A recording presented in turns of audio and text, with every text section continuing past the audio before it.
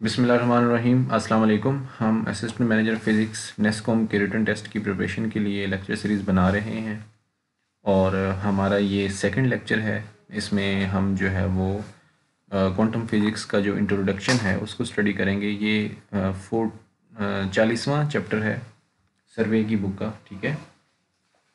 और इससे पहले हम रिलेटिविटी के टॉपिक्स को डिस्कस कर चुके हैं।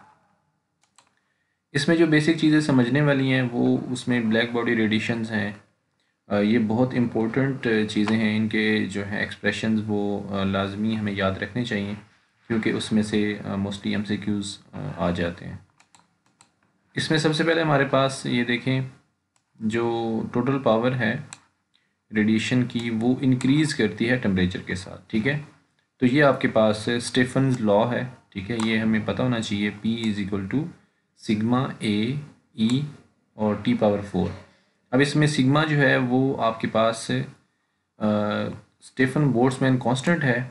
ए जो है वो सरफेस एरिया है उस ऑब्जेक्ट का जिससे रेडिएशन निकल रही है। ई जो है ये उस ऑब्जेक्ट की इमिसिविटी है, ठीक है। और टी जो है ये टेम्परेचर है। इमिसिविटी भी जो है वो ब्लैक बॉडी के लिए एग्जैक्टली 1 होती है, ठीक है।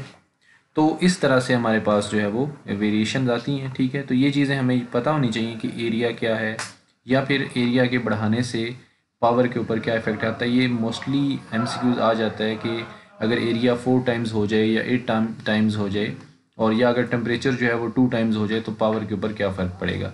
तो ये एक्सप्रेशंस जो है ये बहुत इंपॉर्टेंट है, ये आप लोगों को याद होना चाहिए। उसके बाद हमारे पास एक एक्सप्रेशन है जिसमें मैक्सिमम वेवलेंथ ऑफ एमिशन जो है उसकी बात होती है और साथ टेम्परेचर की होती है, ठीक है। तो जैसे जैसे टेम्परेचर बढ़ता है तो आपके पास जो रेडिएशन जो इमिट हो रही थी उनकी वेवलेंथ जो है वो कम हो रही है क्योंकि इन दोनों का जो प्रोडक्ट है वो एक कांस्टेंट के इक्वल है, ठीक है।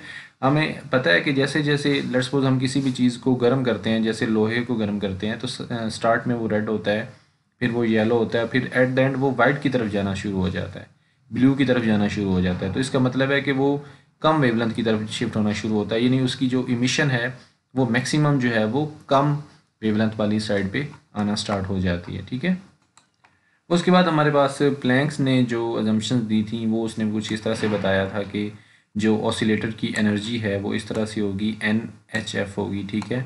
इस तरह से आपके पास जब भी ट्रांजिशन होगी दो स्टेट्स के दरमियान तो E is equal to HF, इतनी अमाउंट ऑफ एनर्जी जो है वो रिलीज़ होगी अगर एक जो है वो एक हायर स्टेट से आप लोअर स्टेट की तरफ आ रहे हैं। तो उसके बाद ये एक्सप्रेशन है जो कि प्लैंक की जो थ्योरी थी उसके ऊपर बेस्ड था, ठीक है। तो उसने जो है वो इंटेंसिटी की वेरिएशन के अबाउट बताया था। इसको ऐसा याद रखने की ज़रूरत नहीं है ये एक्सप्रेशन जो है, लेकिन इंटरव्यू में या जहाँ पे कंसेप्चुअल डिस्कशन हो रही होगी वहाँ पे आप इसका जो है वो इसको कोट कर सकते हैं। ये काफ़ी हेल्पफुल होता है, ठीक है। इसको पेपर पॉइंट ऑफ व्यू से याद रखने की ज़रूरत नहीं है। उसके बाद हमारे पास बहुत इम्पोर्टेंट 3 कंसेप्ट्स हैं जिनमें फ़ोटो इलेक्ट्रिक इफ़ेक्ट है, ठीक है, और कॉम्पटन स्कैटरिंग है और पेयर प्रोडक्शन है, ठीक है। ये 3 कंसेप्ट जो हैं इनके बगैर पेपर का बनना बहुत मुश्किल है। इसमें से लाजमी कोई ना कोई क्वेश्चन जो है वो पूछा जाता है। तो हमें एग्जैक्ट फ़ोटो इलेक्ट्रिक इफ़ेक्ट की डेफिनेशन का पता होना चाहिए, ठीक है।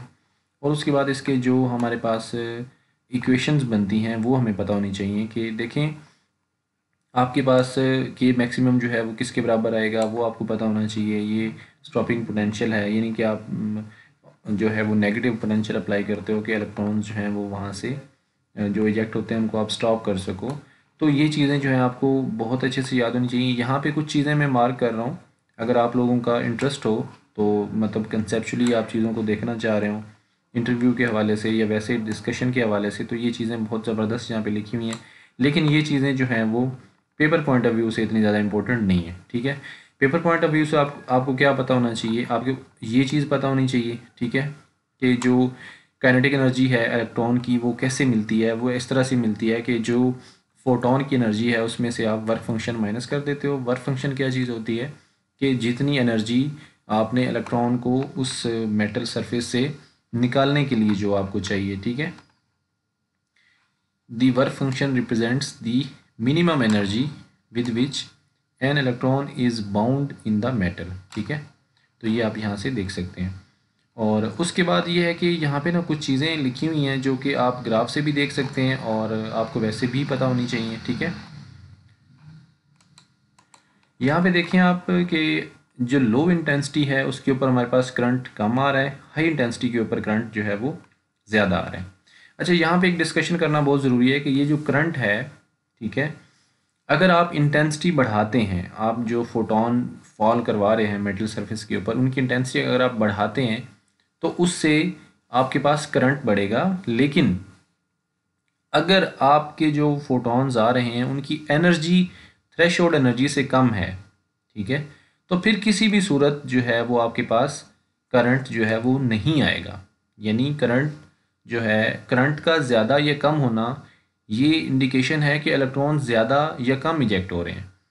अब फोटॉन जो हैं अगर एक थ्रेशोल्ड फ्रिक्वेंसी से, थ्रेशोल्ड एनर्जी से कम आ रहे हैं तो वो किसी भी सूरत इलेक्ट्रॉन्स को वहाँ से इजेक्ट नहीं करवाएंगे, भले ही वो कितनी ज़्यादा तादाद में क्यों ना हो, ठीक है। तो यहाँ से ये चीज़ आपको पता होनी चाहिए कि इंटेंसिटी बढ़ाने से करंट बढ़ता है, ठीक है। ऑब्वियस है, इंटेंसिटी ज़्यादा होगी, ज़्यादा फोटॉन्स आ रहे हैं तो ज़्यादा वो जो है वो इलेक्ट्रॉन्स को वहाँ से इजेक्ट करेंगे तो करंट ज़्यादा होगा। लेकिन अगर फोटॉन्स एक थ्रेशोल्ड एनर्जी से कम एनर्जी से पे आ रहे हैं तो वो कभी भी इलेक्ट्रॉन्स को वहाँ से इजेक्ट नहीं कर पाएंगे। इसके बाद हमारे पास कॉम्पटन इफेक्ट है, ठीक है।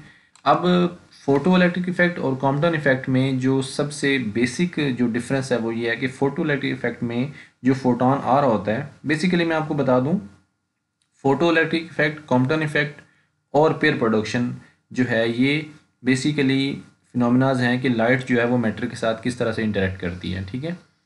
तो जो फोटो इलेक्ट्रिक इफेक्ट है उसमें जो फोटोन आ रहा है वो कम्प्लीटली डिसअपियर हो जाएगा, वो अपनी पूरी एनर्जी दे देगा और डिसअपियर हो जाएगा, ठीक है, जब भी वो किसी मेटल सरफेस के साथ इंटरेक्ट करेगा, जब आप कह लें कि किसी भी मैटर के साथ इंटरेक्ट करेगा।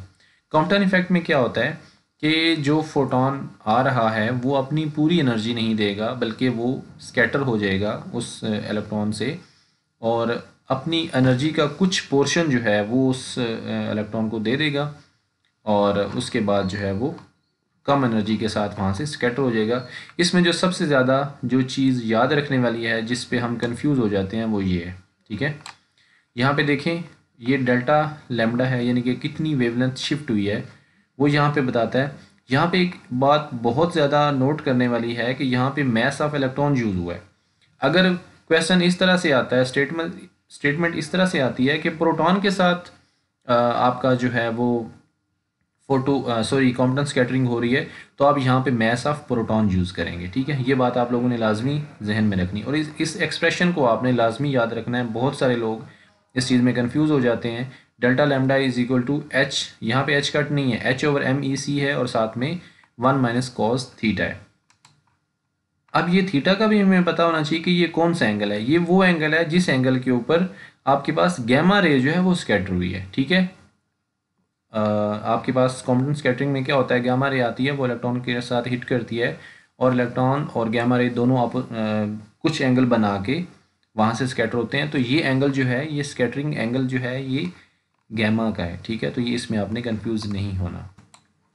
उसके बाद हमारे पास यहाँ पे अनसर्टेनिटी प्रिंसिपल है, ठीक है। ये बहुत इम्पोर्टेंट चीज़ है, ठीक है, जो कि हम अक्सर मिस कर जाते हैं। अक्सर हमें उसकी एग्जैक्ट डेफिनेशन का भी नहीं पता चल रहा होता। तो इसकी ये एक फॉर्म जो है वो मोमेंटम और पोजीशन वाली फॉर्म है, ठीक है।